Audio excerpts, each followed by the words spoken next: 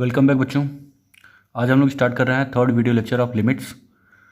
2 video lecture हो चुके हैं जिसमें हम लोगों ने लिमिट के बारे में बात कर ली थी। फर्स्ट जो है फॉर्म देख लिया था 0/0 फॉर्म।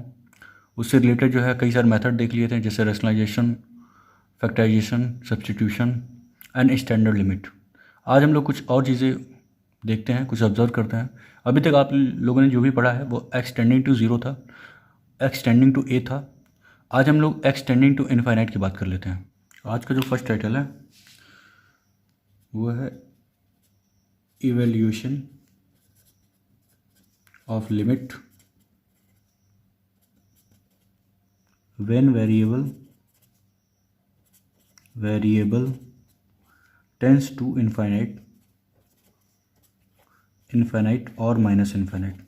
ठीक है, जब variable means x tending to infinite और माइनस इनफाइनाइट हो तो उसको कैसे डील करते हैं।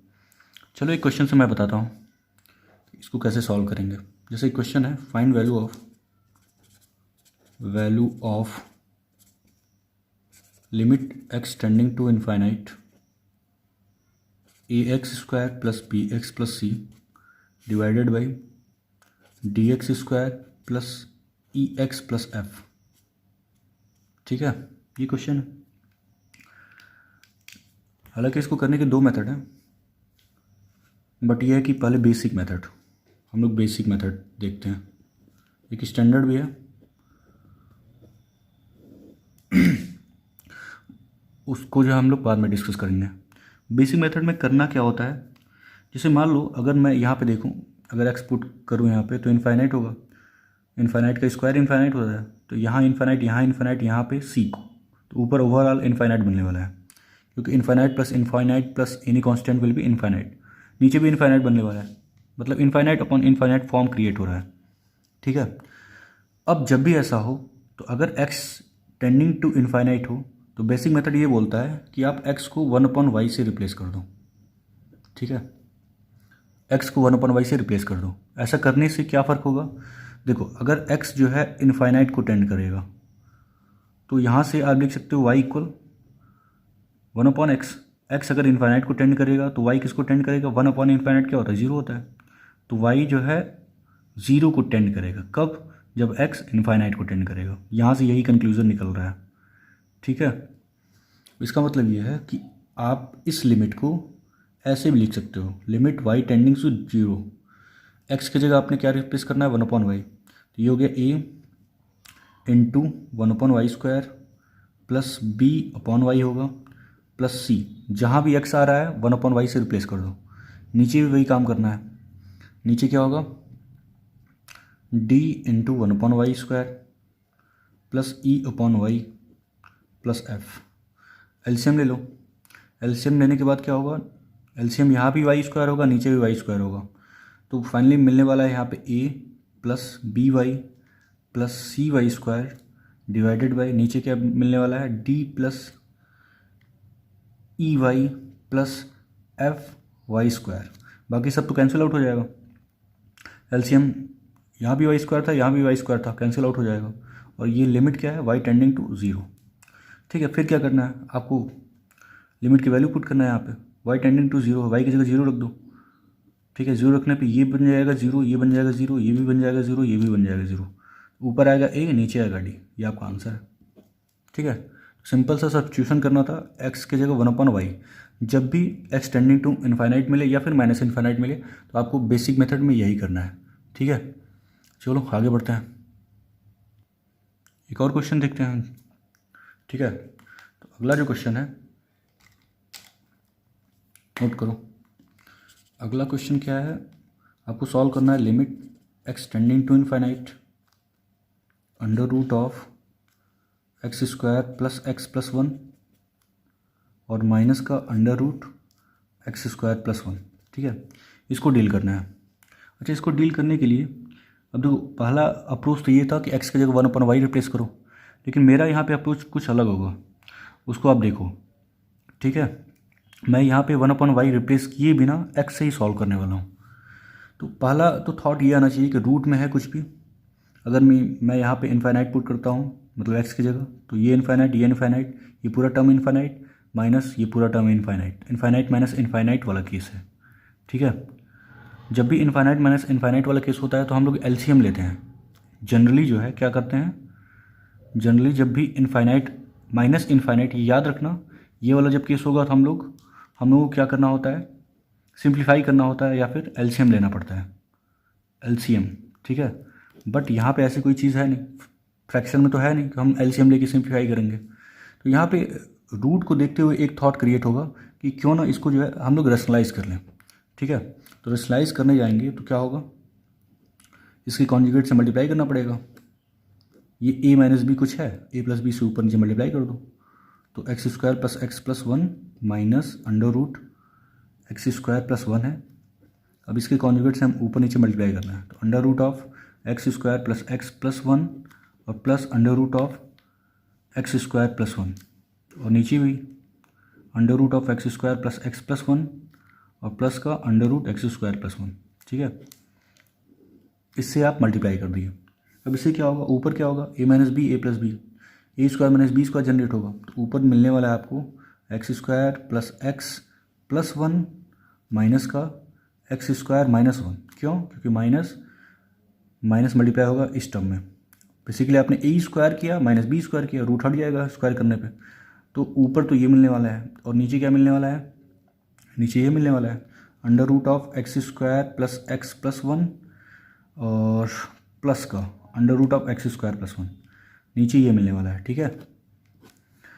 यहाँ पे देख सकते हो आप एक्स स्क्वायर और वन कैंसिल आउट हो जाएगा, ऊपर मिलेगा एक्स और नीचे जो है ये कुछ बड़ा सा एक्स स्क्वायर प्लस वन और प्लस का under root of x square plus one, ठीक है। लिमिट आपको पता ही है, लिमिट है क्या, लिमिट यहाँ पे एक्स टेंडिंग टू इनफाइनाइट है। अब क्या करोगे, यहाँ पे मैंने बताया था, मैं यहाँ पे चाहो तो आप 1/y रिप्लेस करके y टेंडिंग टू 0 लेके सॉल्व कर सकते हो, बट मैं यहाँ पे डायरेक्ट कर रहा हूँ x के टर्म में, इसको सिंप्लीफाई करने की कोशिश कर रहा हूँ, ठीक है। अब थॉट प्रोसेस आपका इस तरह होना चाहिए कि अच्छा 1/y मैं कर क्यों रहा हूँ, 1/y करने से हो क्या रहा है, 1/y करने से चीज़ें ज़ीरो में क्रिएट हो जा रहा है, ठीक है, ज़ीरो में क्रिएट हो जा रहा है, मतलब जीरो बनाने का मेथड है 1/y। तो क्यों ना मैं यहाँ पे डायरेक्ट जीरो बनाने की कोशिश करूँ। भाई एक्स टेंडिंग टू इनफाइनाइट है, जीरो कब बनेगा, जब इनफाइनाइट टर्म नीचे आएगा, मतलब समथिंग अपॉन नीचे इनफाइनाइट, तभी क्या बनेगा, ज़ीरो बनेगा। तो मैं क्या कर रहा हूँ, मैं ऊपर और नीचे किससे डिवाइड कर रहा हूँ, एक्स से डिवाइड कर रहा हूँ। तो देखो ऊपर एक्स से डिवाइड करने पे 1 मिलेगा, अच्छा डिनोमिनेटर में एक्स से डिवाइड करने पे क्या मिलने वाला है, अगर डिनोमिनेटर में आप x से डिवाइड करते हो तो रूट के बाहर क्या आएगा 1/x, यहाँ भी रूट के बाहर क्या आएगा 1/x। 1/x जब रूट के अंदर जाएगा, 1/x जब रूट के अंदर मल्टीप्लाई होगा तो 1/x स्क्वायर मल्टीप्लाई होगा, यही थोड़ा सा ध्यान रखना है आपको। तो अगर 1/x स्क्वायर से डिवाइड होगा अंदर तो यहाँ पे क्या बचेगा, 1 बचेगा, यहाँ पे क्या बचेगा 1/x बचेगा, यहाँ पे क्या मिलेगा आपको 1/x स्क्वायर मिलेगा, ठीक है। प्लस अब क्या किए हो, न्यूमरेटर एंड डिनोमिनेटर में 1/x से क्या किए हो, मल्टीप्लाई किए हो, या फिर x से डिवाइड किए हो। 1/x से मल्टीप्लाई करो या x से डिवाइड करो, बात एक ही है। अच्छा यहाँ से क्या मिलेगा, 1/x से मल्टीप्लाई कर रहे हो तो अंदर क्या मल्टीप्लाई होगा 1/x स्क्वायर, तो 1/x स्क्वायर अगर अंदर मल्टीप्लाई हो रहा है तो यहाँ मिलेगा 1 और यहाँ मिलेगा 1/x स्क्वायर, ठीक है। और लिमिट क्या है, limit x tending to infinite है। अब दिमाग लगाओ, अगर हम डायरेक्ट जो है इनफाइनाइट यहाँ पे पुट करेंगे तो 1/इनफाइनाइट क्या बनाएगा 0, ये भी क्या बनेगा 0, ये भी क्या बनेगा 0। तो फाइनली देख रहे हो ऊपर क्या है 1 है, नीचे ये 0 बन गया, ये पूरा टर्म 0 बन गया, ये 0 बन जाएगा, ये 0 बन जाएगा x tending to infinite put करने पे, मतलब एक्स की जगह इनफाइनाइट पुट करने पे ये 0 बन गया, ये 0 बन गया। तो फाइनली मिलने वाला क्या है, फाइनली आपको मिला यहाँ 1 मिला और नीचे क्या मिला √1 और यहाँ पे √1 क्या मिला √2। तो फाइनल आंसर क्या है 1/√2, ठीक है, 1/√2।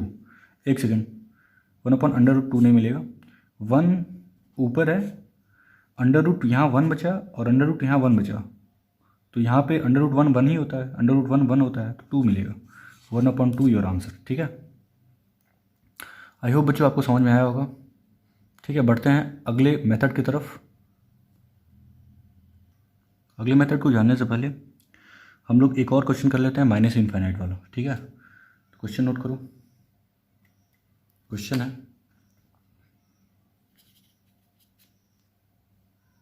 वैल्यू ऑफ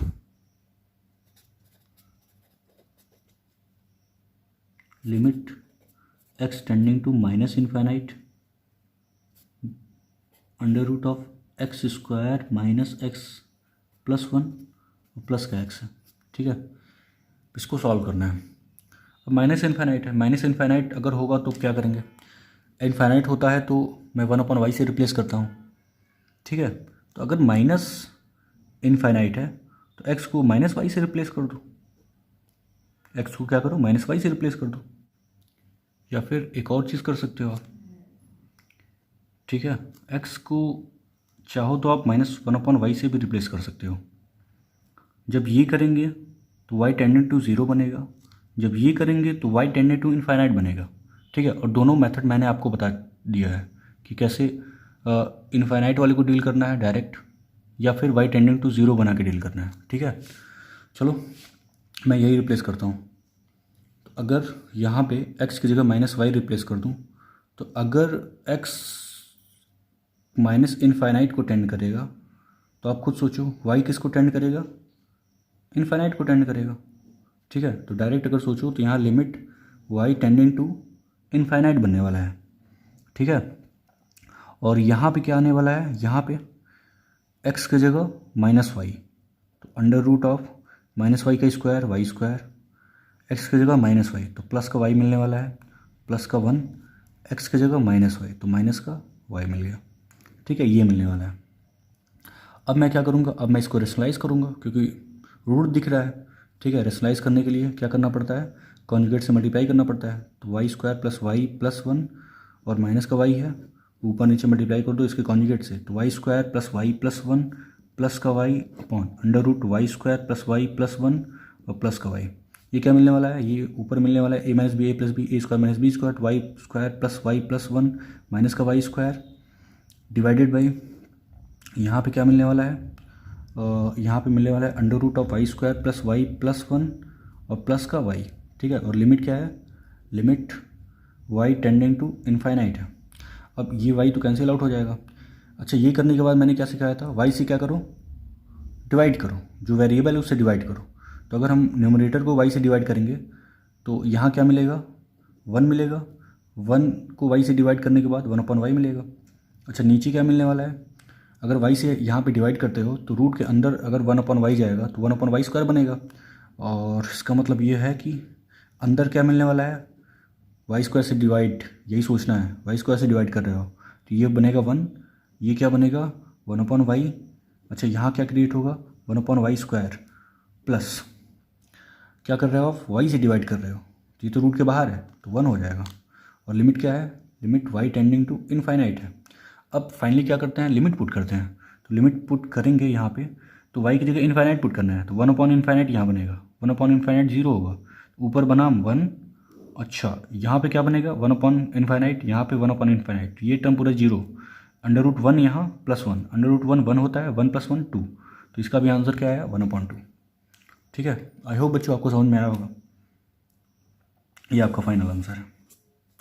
तो जो भी हो प्लस इनफाइनाइट या माइनस इनफाइनाइट आपको डील करना अब आ जाना चाहिए। ठीक है, इतना ही आसान होता है, दोनों तरह से सोच सकते हो आप, या तो आप डायरेक्ट खेलो या फिर आप रिप्लेस करके या सब्स्टिट्यूट करके भी क्वेश्चन को सॉल्व कर सकते हो। ठीक है, पढ़ते हैं अगले मेथड की तरफ या अगले फॉर्म की तरफ जिसका नाम है infinite upon infinite form. Infinite upon infinite form, ठीक है, इस अगला फॉर्म है, बेसिकली सेकंड फॉर्म है। ठीक है, अच्छा इसको डील कैसे करोगे, जैसे फर्स्ट वाला क्वेश्चन किए हो जो आज का, वो भी इनफाइनाइट अपॉन इनफाइनाइट फॉर्म का ही था, बट वहाँ पे एक्सटेंड टू इनफाइनाइट था। ठीक है, इसलिए आपको अलग क्वेश्चन लगा होगा, बट ये कि आप जो है इसको कैसे डील करोगे, समझ जाओ कि फर्स्ट क्वेश्चन का ये सेकंड मेथड है। ठीक है, आपको डायरेक्ट मेथड भी आना चाहिए कि हम लोग कैसे इनफाइनाइट अपॉन इनफाइनाइट को डील करेंगे। ठीक है, तो यहाँ पे 3 केस है, यहाँ पे बेसिकली 3 केस है। पहला केस ये है कि हमको न्यूमरेटर की degree of numerator and denominator इसके बारे में सोचना है। न्यूमरेटर एंड डिनोमिनेटर की डिग्री के बारे में सोचना है, ठीक है। तो कैसे सोचना है, एक एग्जांपल्स बताते हैं, ठीक है। जैसे एक बहुत ही सिंपल सा एग्जांपल अगर हम लें, limit x tending to infinite, ठीक है। मैं x पे 5 अपॉन x पे 5 लेना चाहता हूँ, ठीक है। अब यहाँ पे मैं समझाने की क्या कोशिश कर रहा हूँ कि न्यूमरेटर की डिग्री एंड डिनोमिनेटर की डिग्री इक्वल है, ठीक है। तो जब इक्वल होगा तो होगा क्या, ये लोग आपस में कैंसिल आउट हो जाएंगे, ठीक है। ये लोग आपस में कैंसिल आउट हो जाएंगे, ठीक है। और इनफाइनाइट जब हम पुट करेंगे तो आप देखेंगे कि यहाँ पे इसका कोएफिशिएंट 1 है, यहाँ पे इसका कोएफिशिएंट 1 है। तो फाइनली जो है आपको कोएफिशिएंट आंसर दे रहा है, मीन्स कोएफिशिएंट न्यूमरेटर का एंड डिनोमिनेटर का कोएफिशिएंट ये आपस में मिल के आंसर दे देंगे, ठीक है। ये पहला केस है जब न्यूमरेटर एंड डिनोमिनेटर आपस में इक्वल है, न्यूमरेटर एंड डिनोमिनेटर आपस में इक्वल है। सेकंड केस ये हो सकता है जब ऊपर की डिग्री बड़ी हो और नीचे की डिग्री क्या हो, छोटी हो, ठीक है। उस केस में क्या होगा, उस केस में आपको ये दिख रहा होगा कि ये अगर कैंसिल आउट करेंगे तो x मिलेगा, और फिर x की जगह अगर लिमिट पुट करेंगे इनफाइनाइट तो आंसर क्या मिलने वाला है, इनफाइनाइट। तो सेकंड केस में क्या है, जब न्यूमरेटर की डिग्री डिनोमिनेटर से ज़्यादा है तो उस केस में आंसर क्या मिलने वाला है, इनफाइनाइट मिलने वाला है। थर्ड केस ये हो सकता है जब ऊपर की डिग्री कम हो नीचे की डिग्री बड़ी हो, तो उस केस में क्या होगा, लिमिट जब पुट करेंगे कैंसिल आउट करने के बाद इस बार नीचे x मिलेगा और लिमिट पुट करेंगे तो 1 अपॉन इनफाइनाइट मिलेगा, मीन्स 0। तो जब न्यूमरेटर की डिग्री छोटी है डिनोमिनेटर की डिग्री से तो आंसर क्या मिलेगा, 0। जब न्यूमरेटर की डिग्री बड़ी है डिनोमिनेटर की डिग्री से तो आंसर क्या मिलेगा, इनफाइनाइट। और जब न्यूमरेटर एंड डिनोमिनेटर की डिग्री दोनों की इक्वल है तो आंसर क्या मिलने वाला है, आंसर कोएफिशिएंट जनरेट कर रहे हैं, ठीक है। जो हाईएस्ट पावर होगा उसके जो कोएफिशिएंट्स होंगे वो आपका आंसर होगा। जैसे यहाँ पे 1 था नीचे 1, तो 1 अपॉन 1 मिला, ठीक है। कुछ यही थॉट है, थॉट प्रोसेस यही है, ठीक है। ऐसे ही आपको सोचना है और ऐसे ही आपको आंसर मिलने वाला है, ठीक है। 3 ही केस हो सकता है, चौथे की पॉसिबिलिटी नहीं है। तो यहाँ पे हम लोग 3 केस लिख लेते हैं। पहला, न्यूमरेटर की डिग्री डिनोमिनेटर के इक्वल हो। दूसरा केस हो सकता है जब न्यूमरेटर की डिग्री ग्रेटर हो डिनोमिनेटर की डिग्री से, ठीक है। थर्ड केस जब न्यूमरेटर की डिग्री छोटी हो डिनोमिनेटर की डिग्री से, ठीक है। तो केस वाइज देख लेते हैं।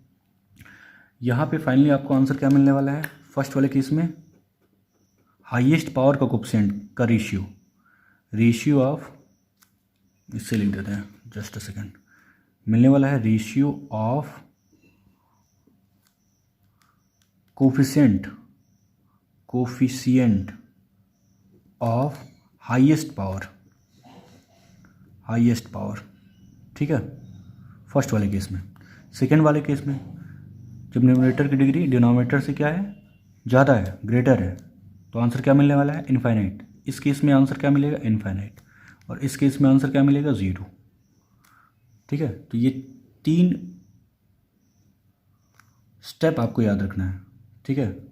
जैसा केस होगा वैसा आंसर जनरेट होगा। 3 ही आंसर मिलेगा, या तो 0 मिलेगा, या तो इनफाइनाइट मिलेगा, या फिर हाईएस्ट कोएफिशिएंट का रेशियो मिलने वाला है, ठीक है। चलो बच्चों क्वेश्चन के थ्रू समझते हैं।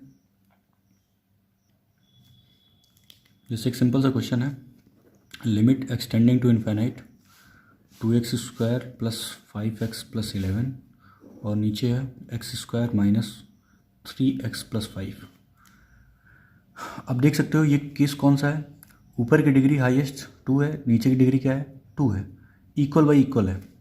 ये केस क्या है, equal degree upon equal degree, ठीक है। तो उस केस में क्या होता है, जो हाईएस्ट पावर के कोएफिशिएंट्स होते हैं वो आंसर देते हैं, ठीक है। तो यहाँ पे हाईएस्ट पावर का कोएफिशिएंट क्या है, 2 है, और यहाँ पे हाईएस्ट पावर का कोएफिशिएंट क्या है, 1 है। तो आंसर क्या होगा, 2। ये आपका आंसर है डायरेक्ट, ठीक है। एक और क्वेश्चन करते हैं। अगला क्वेश्चन है, आपको वैल्यू बताना है, limit n tending to infinite 1 cube plus 2 cube plus dot dot dot n cube upon n पे पावर 4, इसको डील करना है।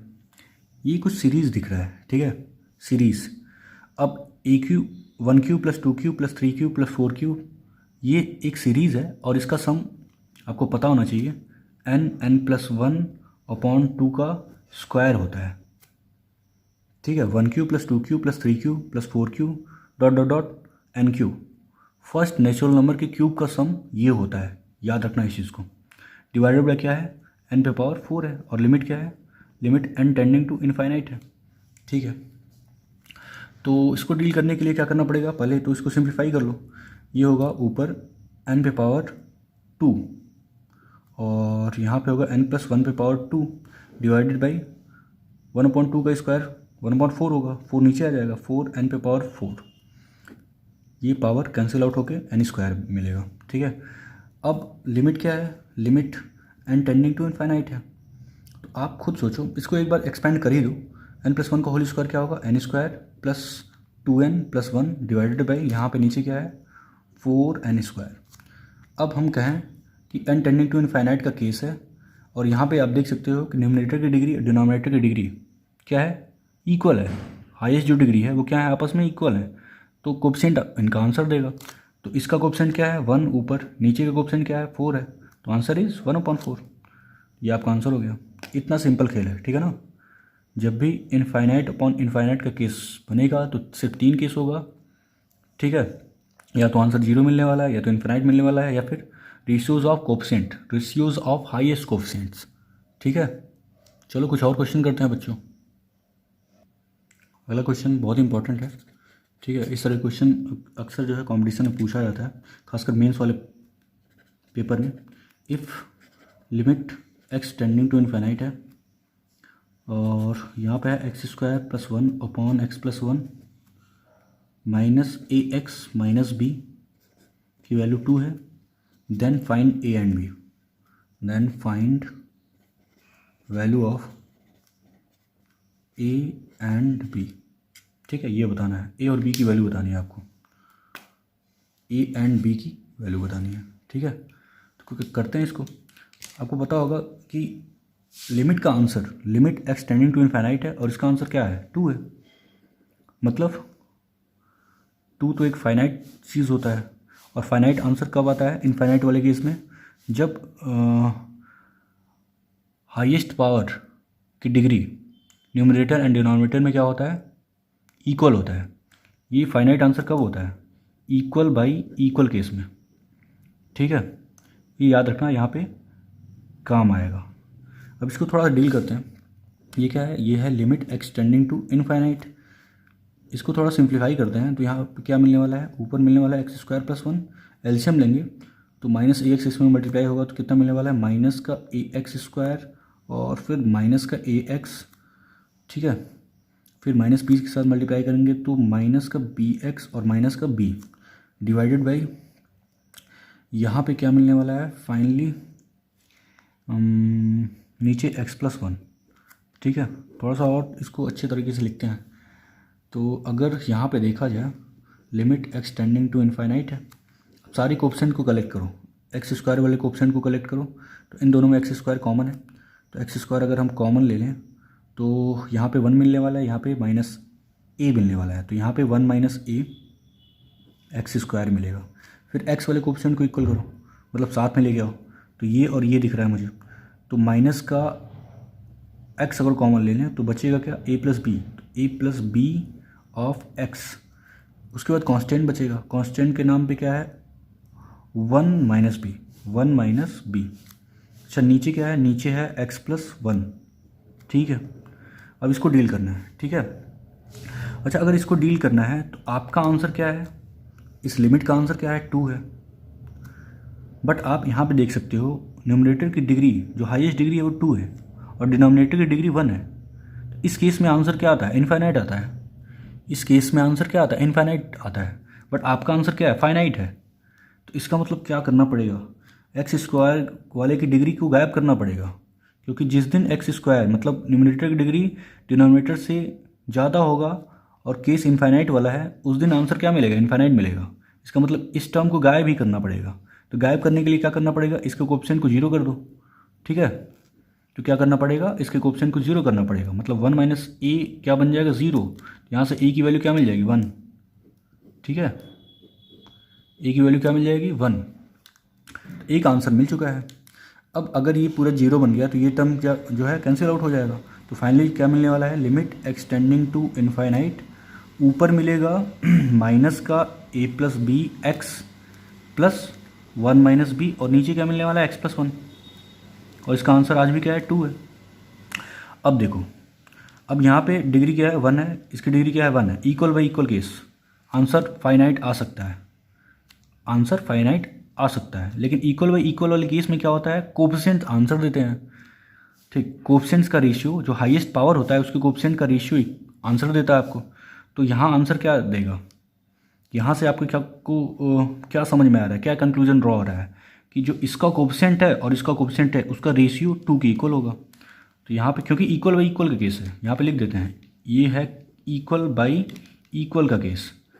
कोएफिशिएंट्स का रेशियो, हाईएस्ट पावर के कोएफिशिएंट का रेशियो आपको आंसर देते हैं। तो यहाँ पे क्या देख सकते हो आप, यहाँ पे जो इसका कोएफिशिएंट एक्स का वो माइनस का ए प्लस बी है, और नीचे एक्स का कोएफिशिएंट क्या है, 1 है, ये किसके इक्वल होगा, 2 के इक्वल, ठीक है। तो फाइनली यहाँ से कंक्लूजन निकल रहा है ए प्लस बी माइनस 2 के इक्वल। ए की वैल्यू 1 निकाल चुके हो आप, तो यहाँ पे 1 पुट करो तो 1 प्लस बी इक्वल क्या होगा, -2, तो बी की वैल्यू -3, ठीक है। आई होप बच्चों आपको समझ में आया होगा। बहुत ही सिंपल सा क्वेश्चन था, बट हाँ इस तरह के क्वेश्चन जो है अक्सर पूछे जाते हैं, ठीक है। आगे बढ़ते हैं। अगला क्वेश्चन बहुत सिंपल है, ठीक है। Limit n tending to infinite, अगर मैं आपसे ये पूछूं कि इसका आंसर मुझे बता दो, 1 q plus 2 q plus 3 q plus dot dot dot plus का n³ अपॉन n पे 5, ठीक है। तो ये बहुत सिंपल है, ऐसा क्वेश्चन आप किए भी हो, ठीक है। तो मैंने बताया कि फर्स्ट n नेचुरल नंबर के क्यूब का सम जो होता है वो n+1/2 का स्क्वायर होता है, ठीक है। ऊपर का आंसर क्या होगा, न्यूमरेटर का आंसर ये होगा, और डिनोमिनेटर में क्या है, n पे पावर 5 है, और लिमिट क्या है, limit n tending to infinite है।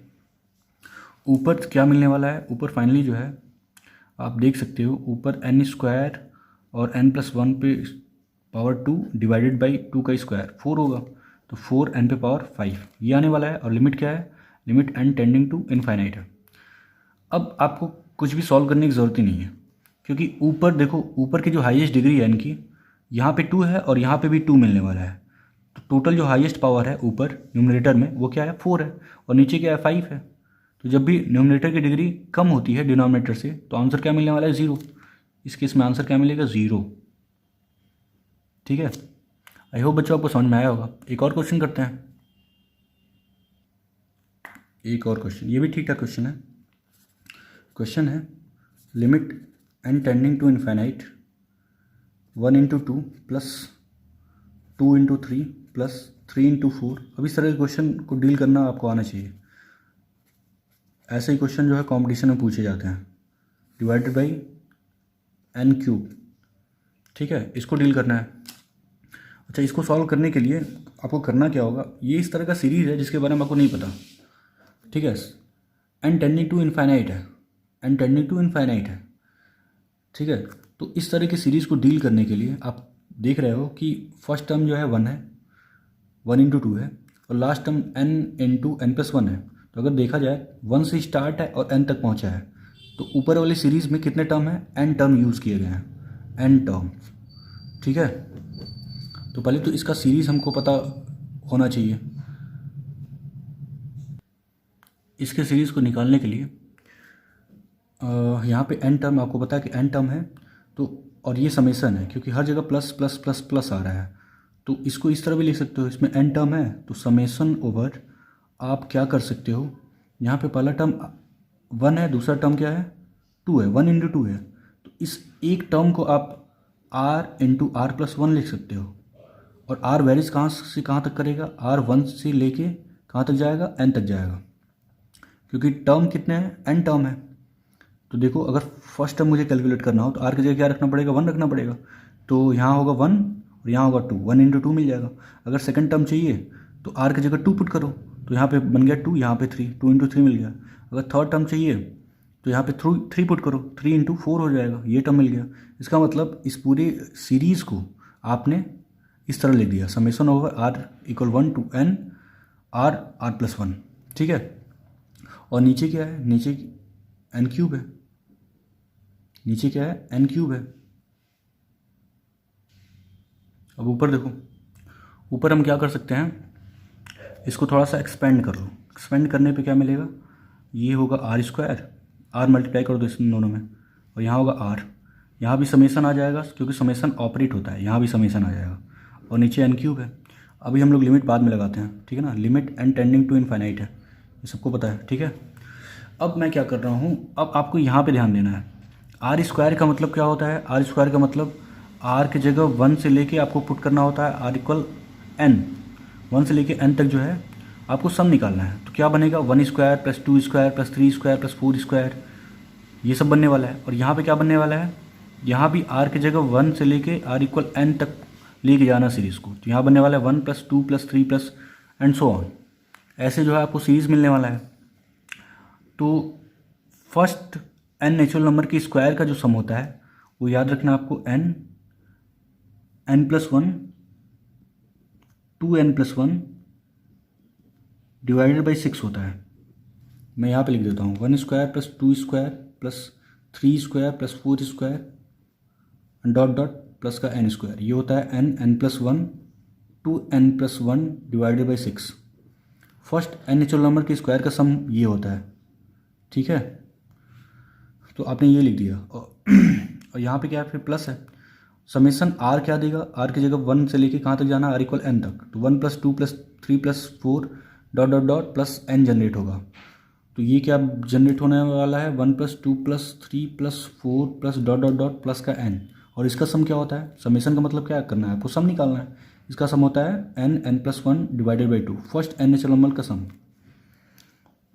तो ये बनने वाला है n प्लस 1 डिवाइडेड बाई 2, और overall divided by n cube है। और लिमिट क्या है, limit n tending to infinite, ठीक है। अब यहाँ पे क्या करो, आप अलग अलग फ्रैक्शन में लिख दो। तो अलग अलग अगर लिखने जाएँ हम, तो यहाँ पे क्या मिलने वाला है, ऊपर n plus 1 2n plus 1 divided by 6n cube, ठीक है। जस्ट सेकंड बच्चों, कैमरे में नहीं आ रही है।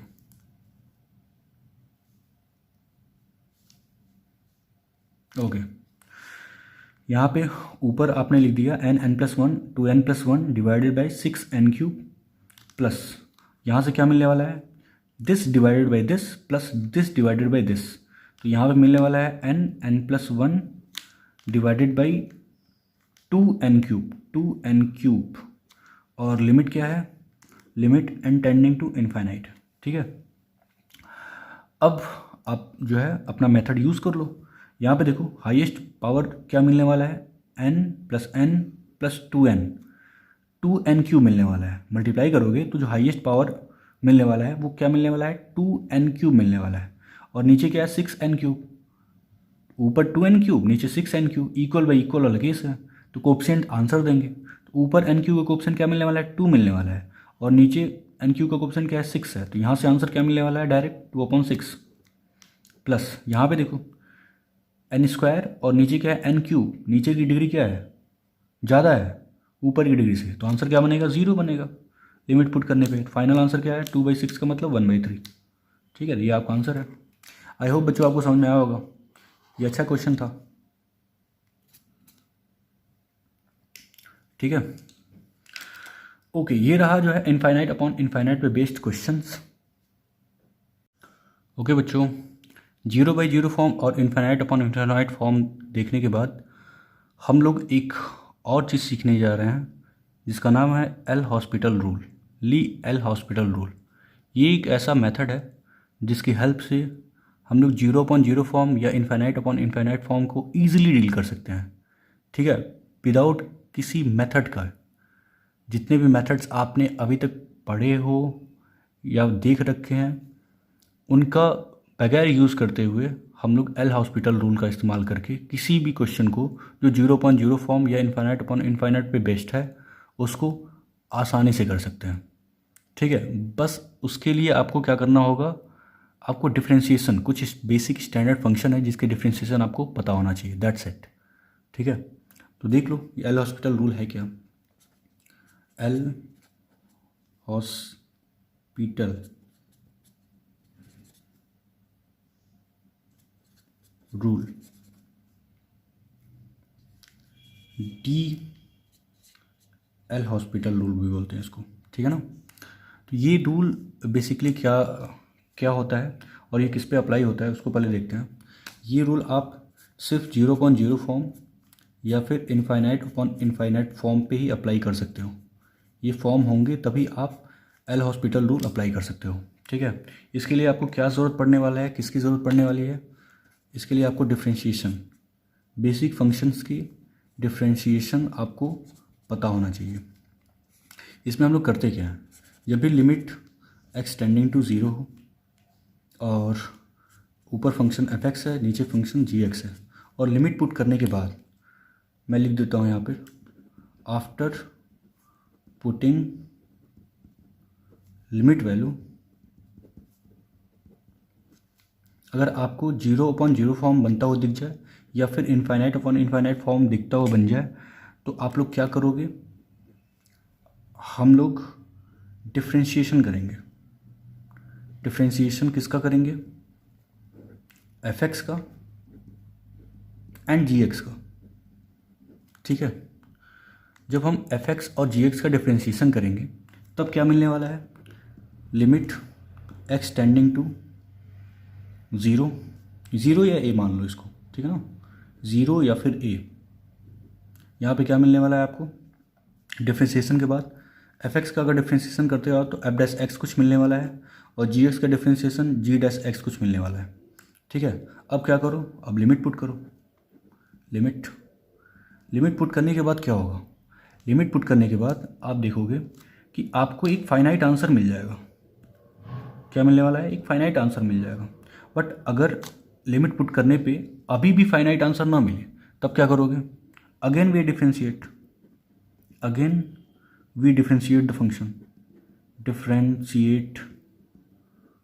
द फंक्शन, अगर आपको कोई फाइनाइट आंसर नहीं मिल रहा है तो फिर क्या करोगे, फिर से यही रूल अप्लाई कर दो, एक्स टेंडिंग टू ए कर दो और फिर एफ डैश एक्स का डिफ्रेंशिएशन क्या होगा, एफ डबल डैश एक्स, 2 बार डिफ्रेंशिएट कर दो, जी डैश एक्स का जी डबल डैश एक्स। ठीक है, ये करने के बाद again put limit and get a finite answer. ये काम तब तक करना है जब तक आपको फाइनाइट आंसर ना मिल जाए, बट 1 या 2 बार में आपको फाइनाइट आंसर मिल जाना है इससे।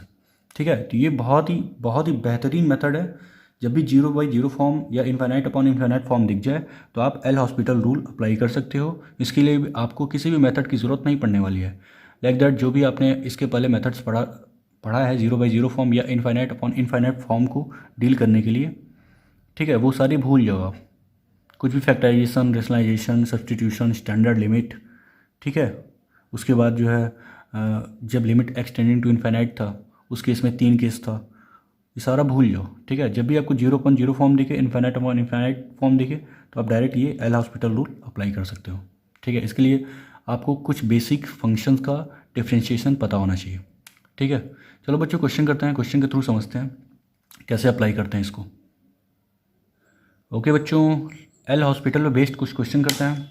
तो पहला क्वेश्चन है बहुत ही आसान question, limit x tending to 1 है, 1 + log x - x divided by 1 - 2x + x²।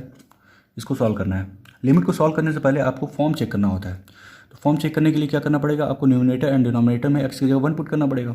अगर 1 पुट किया जाए तो ऊपर क्या मिलने वाला है, ऊपर ये 1 और प्लस का यहाँ पे क्या मिलने वाला है, log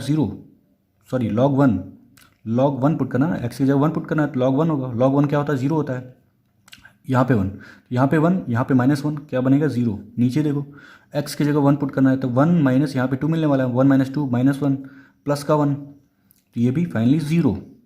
तो मैंने बताया था जब भी 0.0 फॉर्म दिखे या फिर इनफाइनाइट अपॉन इनफाइनाइट फॉर्म दिखे तो आपको DE एल हॉस्पिटल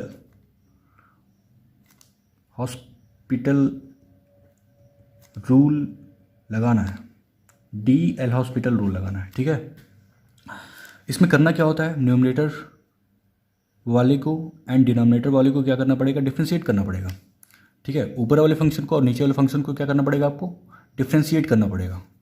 तो डिफ्रेंशिएशन आपको पता है, लिमिट एक्स टेंडिंग टू 1, ऊपर वाले फंक्शन को डिफ्रेंशिएट करो, 1 का क्या होगा, 0 होगा, कांस्टेंट है, प्लस लॉग एक्स का क्या होता है, 1/x होता है। अच्छा एक्स है, एक्स का क्या होगा, -1, एक्स का 1 होता है, इसका मतलब -1। यहाँ पे कांस्टेंट का 0, -2x का कितना होगा, -2 होगा, प्लस का एक्स स्क्वायर का 2x होगा। तो फाइनली ये क्या दिख रहा है, लिमिट एक्स टेंडिंग टू 1 दिख रहा है, ये बना 1/x -1 डिवाइडेड बाई नीचे -2 + 2x। अब क्या करना है होगा, फिर से देखो x की जगह 1 पुट करो तो 1/1 क्या होगा, 1 होगा, 1 - 1 0, अगेन 0, फॉर्म चेक कर रहे हो आप। और नीचे भी क्या कर रहे हो, x की जगह 1 पुट करो तो -2 + 2 0, ये अगेन 0/0 फॉर्म बना, ठीक है। तो आपको डिफ्रेंशिएशन कब तक करना है, जब तक 0/0 फॉर्म ख़त्म ना हो जाए, ठीक है। तो इसका मतलब इसको अगेन क्या करना पड़ेगा, डिफ्रेंशिएट करना पड़ेगा। बट अगर आप इस स्टेप में, इस क्वेश्चन में इस स्टेप से अगर आप बचना चाहो, अगर डिफ्रेंशिएशन आपको नहीं करना है तो यहाँ पे थोड़ा सिंप्लीफाई कर लो, देख सकते हो आप। यहाँ पे अगर हम सिंप्लीफाई करें तो ऊपर क्या बनने वाला है, एलसीएम लेने के बाद 1 - x डिवाइडेड बाई x नीचे आएगा, तो x यहाँ पे नीचे कर लो। इन दोनों में मैं क्या कर रहा हूँ, -2 कॉमन ले रहा हूँ, ठीक है। इन दोनों में तो क्या बचने वाला है, यहाँ पे 1, यहाँ पे -x, ठीक है। और लिमिट क्या है, एक्स टेंडिंग टू 1 है। अब देख सकते हो ये और ये कैंसिल आउट, तो क्या दिख गया आपको, लिमिट एक्स टेंडिंग टू 1 दिख गया। और नीचे क्या है, नीचे है 1/-2x, ठीक है। अब लिमिट अगर पुट कर दिया है तो आंसर आपको -1/2 दिख रहा होगा, एक्स की जगह 1 पुट करना था, आंसर ये एक फाइनाइट आंसर आ गया है। बट इसकी बात, ठीक है, हम लोग यहाँ पे थे, एक तरीका मैंने इस क्वेश्चन के लिए बता दिया कि आप यहाँ पे एलसीएम लेके कैंसिल आउट करके आंसर पा सकते हो। बट अगर आपको ये दिख रहा होगा, अगर आप डायरेक्ट सोच रहे हो कि अगेन 1 पुट करने पे 0/0 फॉर्म क्रिएट हो रहा है, तो एक बार और डिफ्रेंशिएट करना पड़ेगा आपको। तो मुझे क्या करना पड़ेगा, अगेन डिफ्रेंशिएशन करना पड़ेगा, ठीक है। तो अगर आप अगेन डिफ्रेंशिएशन करते हो तो क्या करना पड़ेगा, न्यूमरेटर एंड डिनोमिनेटर को अगेन डिफ्रेंशिएट करो, तो लिमिट क्या होगा, लिमिट एक्स टेंडिंग टू 1 होगा। ऊपर वाले को डिफ्रेंशिएट किया जाए तो 1/x का डिफ्रेंशिएशन माइनस का 1/x² होता है, और -1 मतलब कांस्टेंट है उसका 0 हो जाएगा, डिवाइडेड बाई नीचे -2 कांस्टेंट है 0 बन गया, 2x का 2 होगा। तो अगेन क्या दिख रहा होगा आपको, लिमिट एक्स टेंडिंग टू 1, ये -1/x² नीचे, और नीचे ये 2x², ऐसा कुछ दिखेगा आपको। अब अगर लिमिट पुट करें, लिमिटिंग वैल्यू पुट करें तो यहाँ पे फाइनल आंसर क्या मिलेगा, x की जगह 1 पुट करना है तो फाइनल आंसर -1/2, ठीक है। इस तरह भी आप सॉल्व कर सकते हो। आगे बढ़ते हैं, कुछ और क्वेश्चन करते हैं। एल हॉस्पिटल पे बेस्ड कुछ और क्वेश्चन करते हैं बच्चों, ठीक है। एक और क्वेश्चन लिखो। क्वेश्चन है, limit x tending to 2 x³ - 7x² plus का 10x divided by x² plus x - 6। मैंने बताया था लिमिट पुट सॉल्व करने से पहले आपको फॉर्म चेक करना होता है। तो x की जगह 2 पुट कर दो न्यूमरेटर में, तो ऊपर क्या मिलने वाला है, 2 का क्यूब 8 - 7 × 4 माइनस का 28, तो 8 - 28 माइनस का 20, और प्लस का ये कितना मिलने वाला है, 10 × 2 20, 0 मिलने वाला है, ऊपर 0, नीचे देखो 2 का स्क्वायर 4 + 2 6 - 6 0, इसका मतलब 0/0 केस है। तो इसमें क्या करेंगे, हम डिफ्रेंशिएट करेंगे ऊपर वाले फंक्शन को और नीचे वाले फंक्शन को। तो डिफ्रेंशिएट करना होगा आपको, तो फाइनली जो है क्या मिलेगा आपको, लिमिट एक्स टेंडिंग टू 2। अगर हम न्यूमरेटर वाले फंक्शन को डिफ्रेंशिएट करें तो x³ का कितना होगा, 3x², इसका कितना होगा, x² का 2x होता है तो माइनस का 14x, और इसका क्या होगा, प्लस का 10, डिवाइडेड बाई नीचे क्या होगा, 2x प्लस x का 1 -6 का कांस्टेंट मीन 0। अब क्या करो, लिमिट पुट करो, लिमिट पुट करने के बाद क्या होगा, यहाँ पे 2 का स्क्वायर 4 × 3 12, माइनस 2 पुट करने पे 28 प्लस का 10 डिवाइडेड बाई 2 इंटू 2 4 प्लस 1। तो फाइनल आंसर क्या होगा? ऊपर ये कितना होगा? 22 माइनस 28 माइनस का 6 डिवाइडेड बाई 5। तो आंसर इज -6/5। ठीक है, ओके बच्चों, एक और क्वेश्चन देखते हैं। ओके बच्चों, नेक्स्ट क्वेश्चन है limit x tending to -4 sine of pi x divided by x² minus का 16। इसको सॉल्व करना है आपको। लिमिट सॉल्व करने से पहले आप फॉर्म चेक करना होता है। तो ऊपर क्या बनेगा? ऊपर होगा साइन ऑफ x की जगह पे -4 पाई, और ऊपर बनने वाला है साइन ऑफ -4 पाई, और नीचे बनने वाला है -4 का स्क्वायर 16 तो दिख रहा है 0/0 फॉर्म क्रिएट हो रहा है, क्योंकि साइन ऑफ ये इंटीजर पाई है। -4 क्या होता है? इंटीजर होता है। तो इंटीजर पाई पे साइन क्या देता है? 0 देता है। याद रखना इस चीज़ को। साइन ऑफ n पाई हमेशा क्या देता है? 0, जहाँ n क्या है? इंटीजर है। ठीक है, ये आपको याद होना चाहिए। ट्रिग्नोमेट्री में मैंने बताया था इसको। ठीक है, तो जब भी 0/0 फॉर्म दिखे आपको क्या करना होगा? डिफ्रेंशिएट करना पड़ेगा न्यूमरेटर एंड डिनोमिनेटर को। ठीक है, तो डिफ्रेंशिएट करते हैं। तो ये हो जाएगा लिमिट x टेंडिंग टू -4। यहाँ पे क्या मिलने वाला है? साइन का डिफ्रेंशिएशन क्या होता है? कॉस पाई x, और पाई x का भी होगा। पाई x के क्या होगा? ये चेन रूल इसमें लगेगा। ठीक है ना, पाई x का पाई होगा डिवाइडेड बाई x² का क्या होगा? 2x। अब लिमिट पुट करो। लिमिट पुट करने पे x की जगह -4 पुट करना है, तो यहाँ पे मिलेगा पाई, और ये होगा माइनस का कितना? 4 पाई, -4 पाई। अब कॉस ऑफ -4 पाई देखना पड़ेगा। कॉस ऑफ -4 पाई अगर देखा जाए तो कितना होगा? 0 होगा, क्योंकि 4 पाई का मतलब एक रोटेशन पे 2 पाई, फिर अगेन रोटेशन पे क्या होगा? 4 पाई। और यहाँ पे कॉस क्या देता है? 1 देता है। ठीक है, और आपको पता होगा कि कॉस ऑफ 4 पाई या फिर cos of -4 pi, cos of theta या कॉस ऑफ माइनस थीटा क्या होता है? इक्वल होता है। तो इसका आंसर क्या आने वाला है? फाइनली 1। तो पुट करने पे क्या जनरेट होगा? कॉस ऑफ -4 पाई, इसका आंसर क्या होगा? 1 होगा। तो ऊपर मिलेगा पाई इंटू 1, और नीचे x की जगह -4 माइनस का 8। तो फाइनल आंसर इज -π/8। ठीक है, आई होप बच्चों आपको समझ में आया होगा। तो ये था जो है एल हॉस्पिटल रूल पे बेस्ड क्वेश्चन। अब बहुत सारे क्वेश्चन 0/0 फॉर्म या इनफाइनाइट फॉर्म पे बेस्ड बहुत सारे क्वेश्चन कर सकते हो एल हॉस्पिटल के रूल की यूज़ करके, क्योंकि इससे क्वेश्चन क्या होता है? आसान हो जाता है।